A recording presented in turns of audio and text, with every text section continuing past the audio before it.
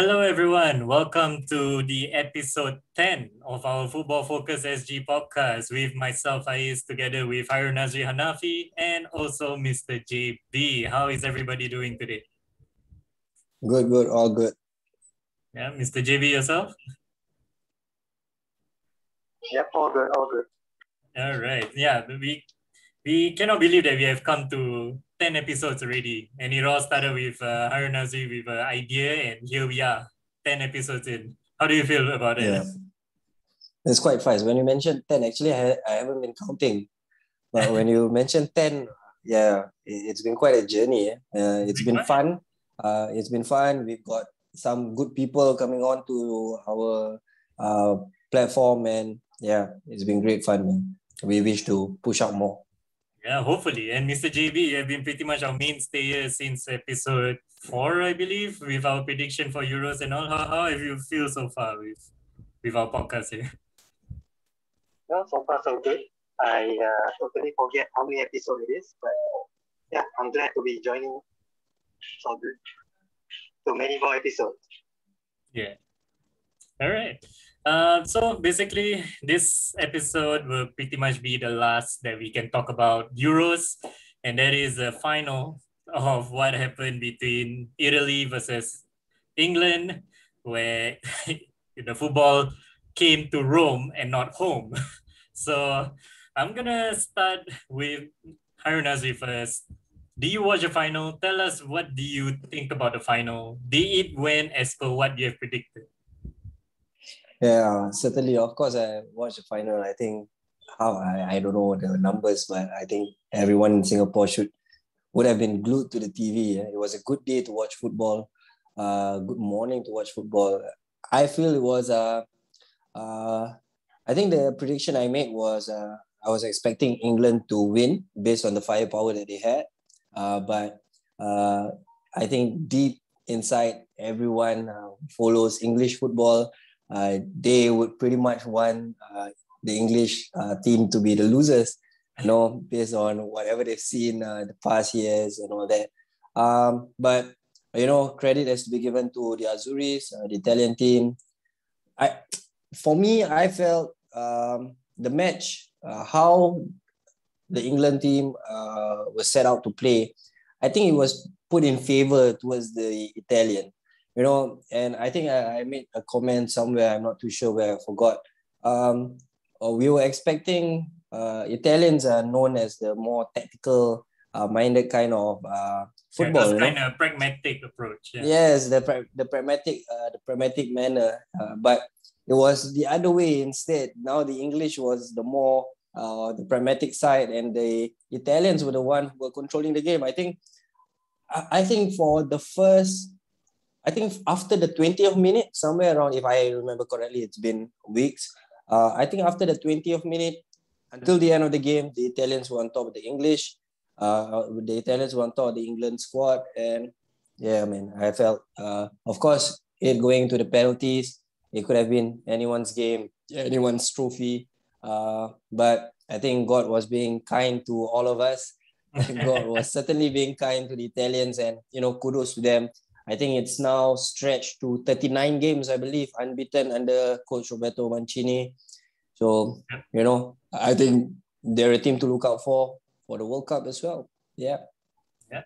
And Mr. JB, do you feel the same about England losing by penalties? I know you did predict Italy to pretty much win, but were you surprised by the match that happened in the final? Like, example, when England took a very early lead, thanks to Luke Shaw, and they were somewhat controlling in a way where mostly Italy was just trying to get the equalizer. And yeah, and share with us your thought, Mr. G. Well, for me, I feel the is spectacular. I mean, it has everything you want in a final. That is like for the start, where two of the best, football powerhouses in Europe, clearly. Of course, favorites being the England, because of the league we follow, especially the Asian region, ASEAN region. We love our Premier League. not so much of the Serie A, but I think Harun Nazri will differ about that next season with Mourinho joining AS Roma, but that's for a different conversation. Yeah, so basically, yes, it is a spectacle.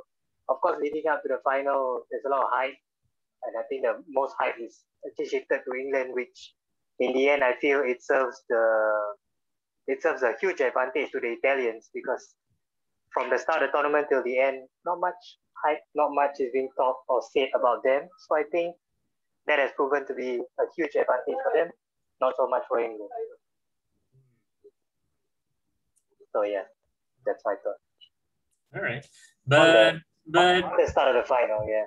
yeah, but what did you guys think about the penalty wise? Like, okay, let's talk a little bit about it because Gareth Southgate made a specific substitution right before the penalty shootout, which is bringing in Jadon Sancho and Marcus Rashford, and their first kick of the game, pretty much, is a penalty shootout, and let's just say yes, those two substitutions did not pay off. But what do you think, Mr. JB? What do you think? Is Gareth Southgate actually made the right call? Like Marcus Rashford has taken this kind of penalty before.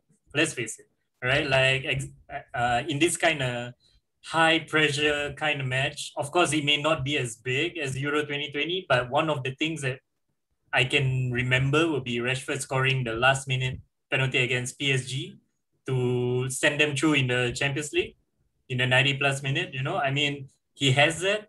But what do you think Gareth Southgate was actually planning? Is it really just depending on Sancho and Rashford just for penalties and then like putting Harry Maguire in as a second kicker? Like, share with us, what do you think when you see that penalty happen? Interesting question. I really feel that I can go inside Southgate's head and in his vision. You know, he probably seen something in the training ground that obviously we, as the outsiders, are unable to see. So I shall not judge him based on his managerial skills because I'm not there on the ground to see, you know, who deserves to take a kick or not. Yes, bringing on Rashford and Sancho just for the penalty kick is a bit strange for me in particular because I would rather you make those subs to kill the game off in normal time or extra time rather than saving them for the penalty kick, especially looking at how I think Donnarumma has been doing very well in penalty kicks in the past few games as well. So, well, but I can understand why he does that because part and parcel of being a manager is to take risks. So I guess those two options are the risks that he took, and it doesn't turn out too well. Yes, I agree. I mean, Rashford is a constant penalty kicker for United, and I think Sancho also for Dortmund. So yeah, I mean, you can put it on that perspective, but I mean, they have never done it in this kind of grand, in this kind of scale, in this grand scale in a final, and I believe I don't remember who, but I believe one of the pundits actually criticized Rashford's penalty kicking style. Oh, okay. I think it's a Rafael van der Vaart. Yeah, he actually don't like the way Rashford took it because if you remember, Rashford actually stopped midway or halfway through his run, and not many people are in favor of that kind of style of penalty kicks. Which, for me personally, I have to agree lah. You know, if you're going up to take a penalty, just run and take it. You know, just do it.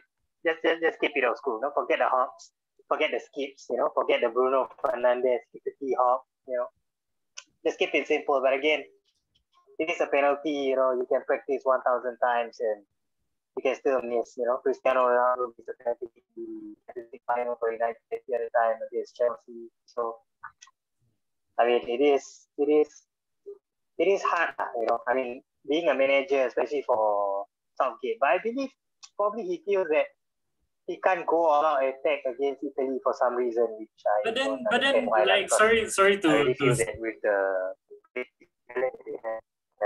yeah, but if you think about it, right? Like, you have to remember who that Southgate take off. He took off Jordan Henderson and Kyle Walker. No offense, two of pretty much more experienced England player than Rashford and Sancho probably combined. That's right. Jordan Henderson has taken crucial kind of situations, like he's a Champions League winner.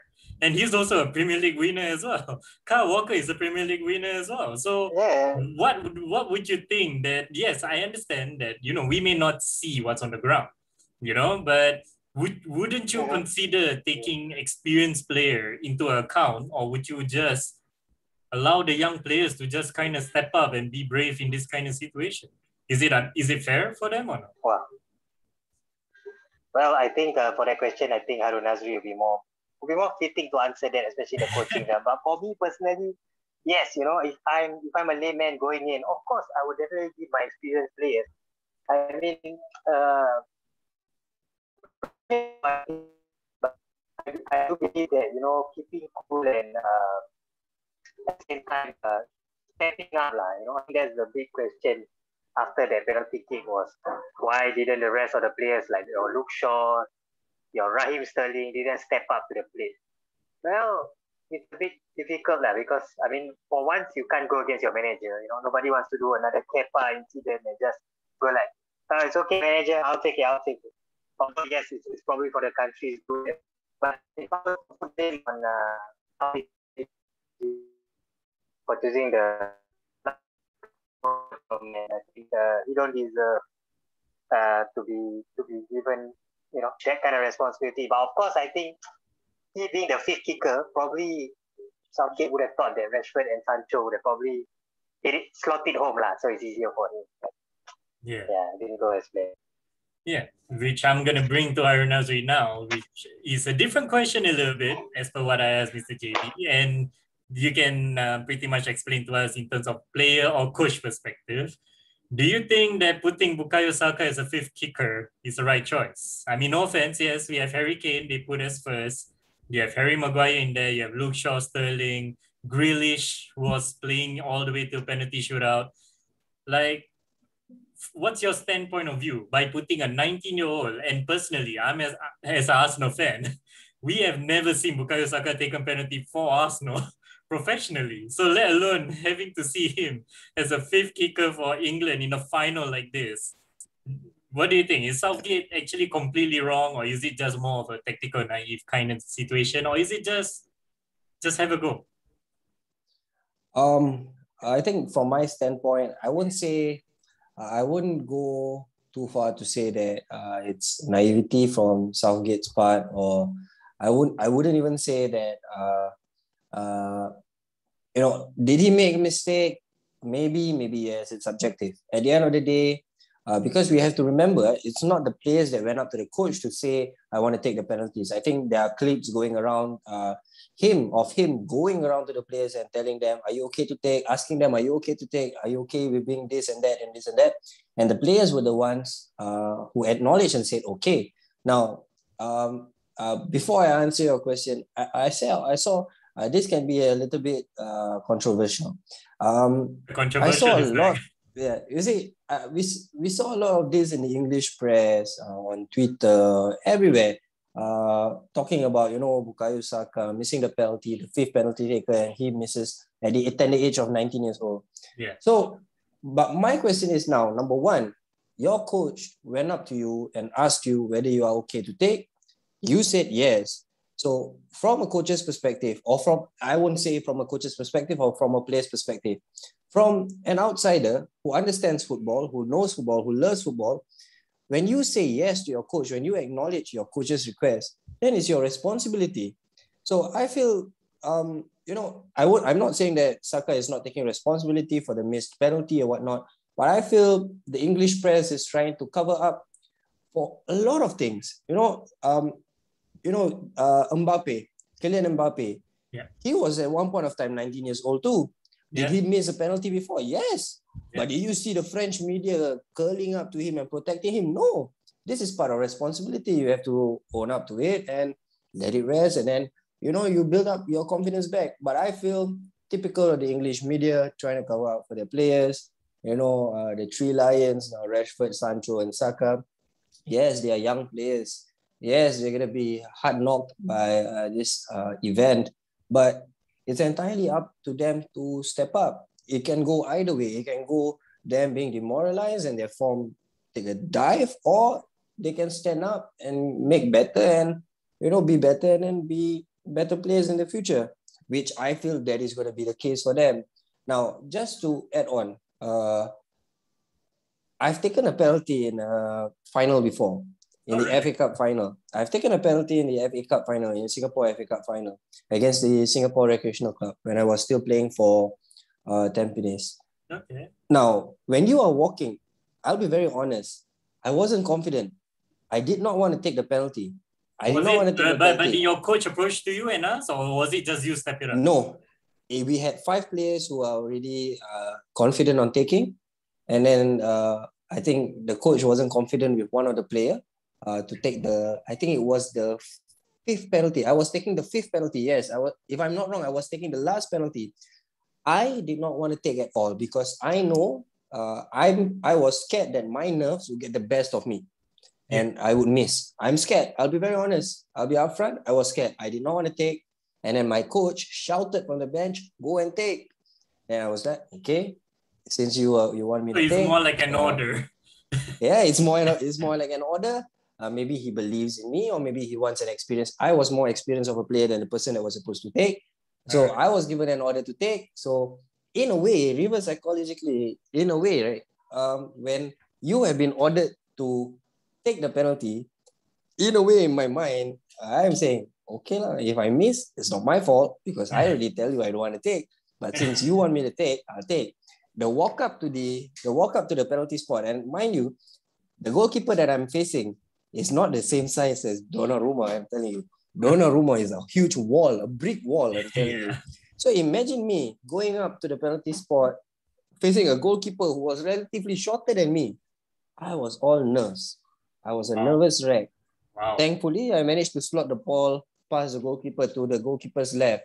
And he dived at the same spot. Imagine my heart racing, watching the ball trickle onto the net. Yeah. Now, this is me facing a goalkeeper who is shorter than me. Real life experience. Imagine Saka going up to take a penalty kick against a brick wall who is twice taller than him. Yeah. What do you think is playing in his mind? For sure, it's nerves. For sure, there are nerves. And let's be honest, the penalty kick wasn't a good kick. It was at the goalkeeper's waist level, which is a good height for him, right? Rashford's penalty. Let's not even talk about it. That isn't the way that he took his penalty against PSG. That's not the way that he usually takes his penalty. I don't know why he did that. Sancho, he missed Harry Maguire's penalty, top notch, smashed the camera, brilliant. Which is even very surprising to see. Yeah, even Jorginho, he missed this penalty. Someone who never misses penalty. So we can be critical of Southgate. We can be critical of the players, but truth and behold, when it comes to penalties, it's like you're tossing the coin. Yeah, you just flip a coin, it just goes either way. Whoever, I feel when it comes to penalty, it's all a mental game. Whoever can control their nerves better, whoever that can control and be calm themselves down better, will be the one victorious. And the Azuris, with the players that they have in abundance, the experience that they have, for sure they're going to win it. And if you see a goalkeeper as tall as a brick wall like that, there's no way they're going to lose, man. I'll be very honest. Yeah. I mean, to be fair, okay, yeah, Donnarumma, he deserves a player of the tournament. I mean, I think with how good the Italian defense was, it really is good. But then again, like what you said, the finals is kind of like, it's a hit and miss. I mean, to be fair, yes, I feel a little bit hard done for Jordan Pickford, who actually played really well, I feel. I mean, he saved 2 penalties. It's just unfortunate that England has 3 back-to-back misses. And that's pretty much it, right? And, well, kudos to all of the people who support Italy to win the Euros, especially Mr. JB Harunazri. But Euros is pretty much finally over. We can finally move on because for us locals, Euro may be finished, and for English Premier League people, got to wait for 1 month. We have Singapore Premier League that's just started just a few days ago with Tanjong Pagar against Young Lions. They just had a match, ended with a draw 1-1, and I believe there will be another match coming up in the following week. So, excited for the SPL again? Mr. JV, are you excited to watch SPL again? Yes. I mean, I feel that it is a missed opportunity for our league where, at that point of time when after the Premier League has stopped, people get bored and people are looking forward to a local league, finally a bit of limelight, a bit of spotlight on our local league. Yeah. So yes, I'm very, very excited. In fact, I watched the recent Tanjong Pagar match against Young Lions. So yep, looking forward to it. Yeah, all right. Harun Nazri, do you feel like is there gonna be a title race for this SPL? Is we back on? It certainly does look like it, with Albirex at the top and then Lion City Sailors in second, and I believe Tampines is in third. Yeah. But I'm excited with the SPL coming back on, and we have 250 people in attendance now in the crowd. I was I wouldn't say very disappointed, but I was disappointed with the result between Tanjong Pagar and Young Lions. I felt with the international break and so on and so forth, I felt that was a good chance for Tanjong Pagar to regroup and be better. But I felt it's the same old performance again. So relatively still disappointed with Tanjong Pagar. And, with the players that they have, I think they should be performing better. And, kudos to Young Lions. And I've told people before, this Young Lions squad is not to be messed with. They are trying to play football. Definitely. And hopefully good things come for the Asian Cup Under-23 qualifiers coming to our shores soon. All right. Okay, yeah. So we're just going to move on again, just a brief touch again, just a final topic for the day, and that is to pick our Euros 11 squad, all right? Even if it's not 11 squad, we're just going to pick the best keeper, best defender, best midfield, best forward. I think that sounds quite straightforward, all right? So we're going to start with the best goalkeepers. Who's going to be your goalkeeper of your Euro squad? I'm going to go first for this. Has to be the player of the tournament, isn't it? Donnarumma. It's the player of the tournament. There's a reason why he deserves that, because some people did say that he doesn't deserve just because they have Chiellini and Bonucci in front protecting him so much. But I just feel that if it wasn't for those crucial penalty saves that he made, like against with Spain, against with England, I think then he wouldn't really stand out. If he's not in that situation, he won't stand out. But I will pick Donnarumma. So Harun Nazri, go with you next. Who's your keeper for your squad? I think I'll go the same with you, Donnarumma. I felt awarding him the player of the tournament was a bit but did he deserve it? I think he was the top 3 contenders to win the award, but certainly top 2 goalkeeper in my books for Euros. Him coming in first, second to me would be Kasper Schmeichel. But yep, Donnarumma as the goalkeeper of my team. All right, Mr. JB, goalkeeper of your choice. Well, my goalkeeper choice has to be Kasper. Yes, Donnarumma. Yeah, Donnarumma. Yeah, credit to him. He saved all the penalties, what have you. But when you have a rock solid pairing of a defending like that, even you put me as a goalkeeper, I think I can slightly perform. Although not as Donnarumma's level, but the confidence there. When you have a brick wall right in front of you, it makes the goalkeeper job a little bit easier. So for me, I would have to give it to Kasper. I think it's a bit unlucky. Despite being laser in the eyes, he still managed to save that penalty, but not on the rebound, so it's a bit unlucky. Yep, and I feel that he's being a bit hard done there. So, but overall, I think he did quite spectacular saves. I remember. In terms of goals conceding, of course, I think not as great as Donnarumma's record probably, but yeah, I think my keeper of choice is Kasper Schmeichel. Yeah. All right, so we're gonna move on to defenders, and I'm just gonna keep it straight 4-4-2 formation for this. So the 4 defenders, I'm just gonna name it out real quick.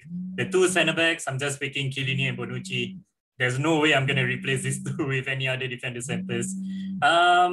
For my right back, I'm actually tempted to pick Kyle Walker. I feel Kyle Walker actually played a decent tournament. I just don't feel like people, of course, not many people won't talk about left back and right backs. But I'm actually going to pick Kyle Walker, and my left back will be Luke Shaw. I think Luke Shaw has won amazing tournament for this tournament itself. So I think Chiellini, Bonucci, and you have two flanks of Luke Shaw and Kyle Walker who can run up and down, I think it's a pretty good defensive four for me. So, Mr. JB, gonna go to you next. Who's your defender?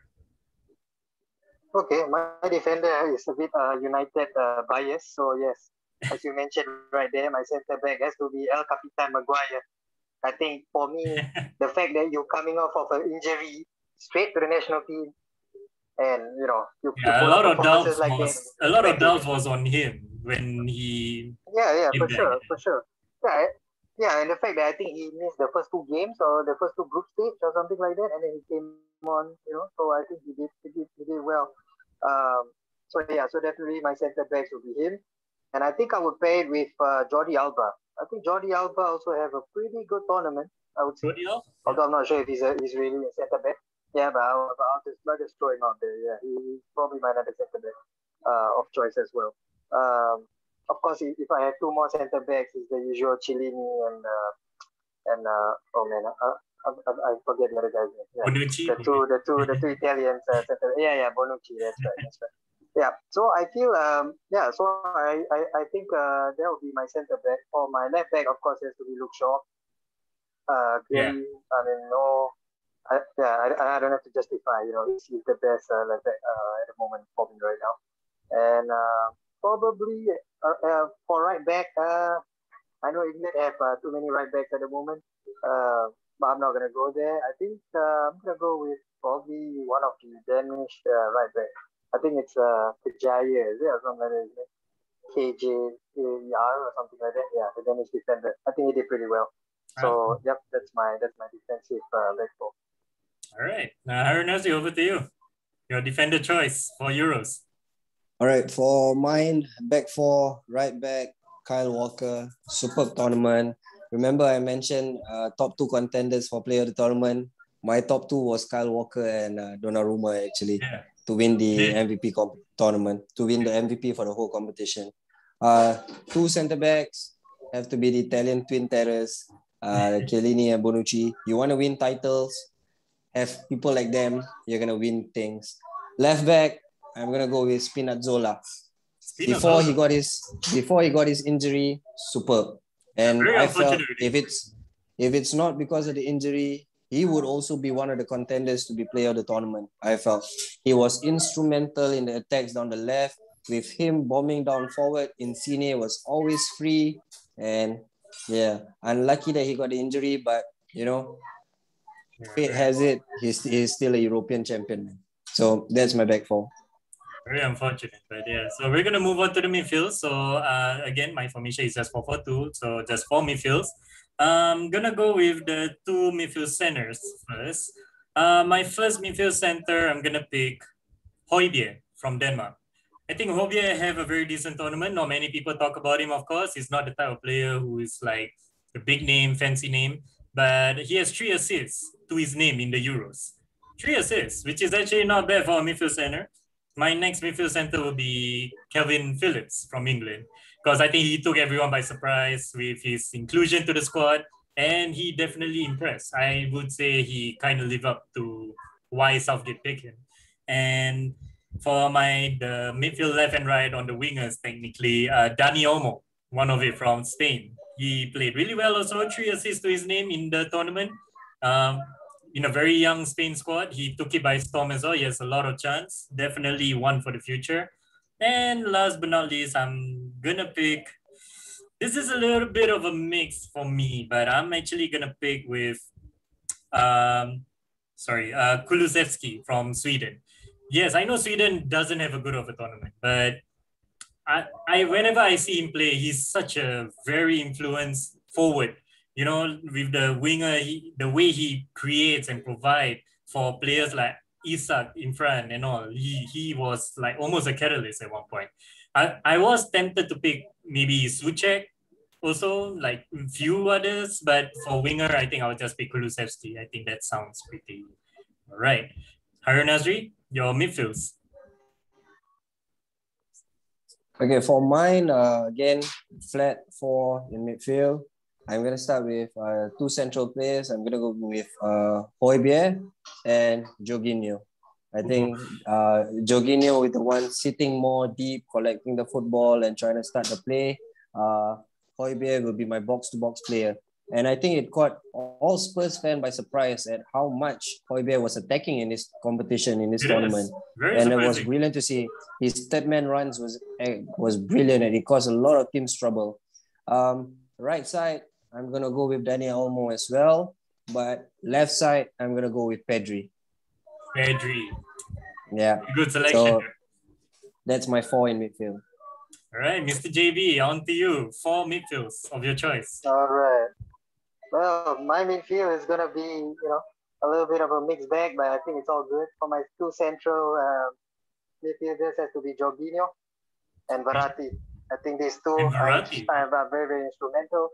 Yeah, I mean, definitely Verratti is throughout the tournament, I think he won like the most tackles and, made the most clearances actually. So, yeah, I have to give it to both of them. Jorginho, Champions League winner, brought that same form over, had a very, very good tournament. So kudos to him. Other than that penalty miss against England, I think he had a very, very good tournament. As for my right wing, I think I have to agree with you guys. I have to go with Dani Olmo. Yeah. I think he's really, proven like one of the best wingers at that stage, especially for Spain. I think he really stands out. And I like those kind of players where, not much name to it, not much fame to it. It's not your Mbappe, it's not your Ronaldo's, but they do their job. You know what I'm saying? At the end of the day, football, it's pretty simple sometimes. At times you need to be creative, but at times just play it simple. So there's that. But as far as for my left wing goes, I'm gonna go with Memphis Depay. I think he had a pretty good tournament up to that, that usual Orani kind of, step on the banana. Is this a little bit biased from you, Mr. JB, or is this just? Well, bias is bias, but I think he did have a pretty good tournament. I think he was very, very confident, especially after he's going to Barcelona. I think he kind of stepped up the plate. So yeah, so I'm gonna give my left wing. All right. Moving on to the final 2, which is the strikers of ours. I'm gonna go first. To be fair, this Euro, not many strikers actually shine in this tournament, personally. But if I were to pick the 2, my 2 would be Harry Kane and Karim Benzema.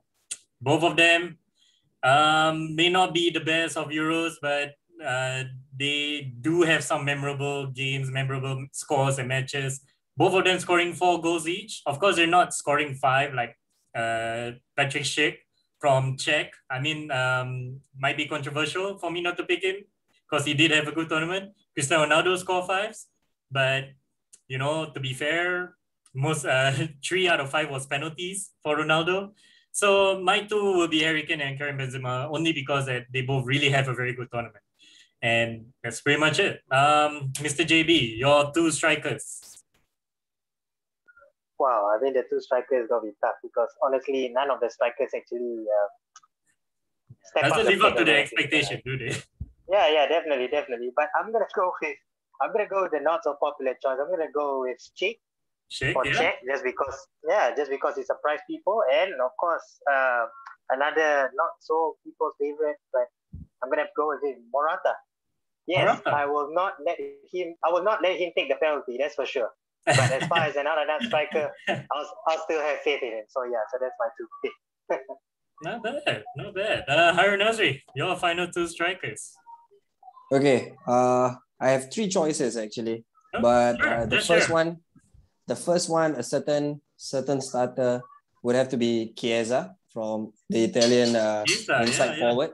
Yeah, he's a certain starter for me. I think he took the tournament by storm, coming to the end of the competition, the last 3 matches, the quarterfinals, semifinals, and finals, before he got injured. So he's a certain starter for me. The other 2 choices, it's between Griezmann and Harry Kane. Why? When I think about it, it's Griezmann is for his work ethic. He's someone who's willing to put He's someone who's willing to put the team before himself. He's willing to chase. He's a striker. He's a forward, but you find him in midfield. You find him in defense, tracking back. And if you think back and you make the comparisons, it's almost the same as to what Harry does for England, dropping deep, getting the Dropping play, deep and and just carry the ball. dropping deep, carrying the ball, bringing it forward, buying all the fouls, getting touched and then falling on the ground. You know, these are smart players. So Yeah. Chiesa will be up top for me, creating all the havocs and whatnot. And then it's a toss-up between Harry Kane and Griezmann for their work ethic, for how they put the team above themselves. So yeah, those are my choices. All right. With that being said, thank you so much, everyone, for watching our episode 10 of Football Focus SG podcast. It may not be as long as per our previous podcast, but we do have more upcoming that we want to do soon. Question of the day for everyone, you guys here. Goal of the tournament. Who's your goal of your tournament for Euros? Your personal choice. All right. For me, I think there's a few options, but I think Patrick Schick deserves that goal from halfway line. I think that alone just outstanding from me. Harun Nazri, question of the day to you. Same. My choice would have to be Patrick Schick. I think from the moment the ball went in, it took me less than a minute to text in our group chat, this is the goal of the tournament, and that's that. It is amazing, isn't it? When you look back over and over. But there are some good goals as well, like Ukraine. I think Yarmolenko scored a very good goal, but Patrick Schick was just amazing. But Mr. JB, it's out of this world. Out of this world, yeah. Mr. JB, goal of the tournament for you.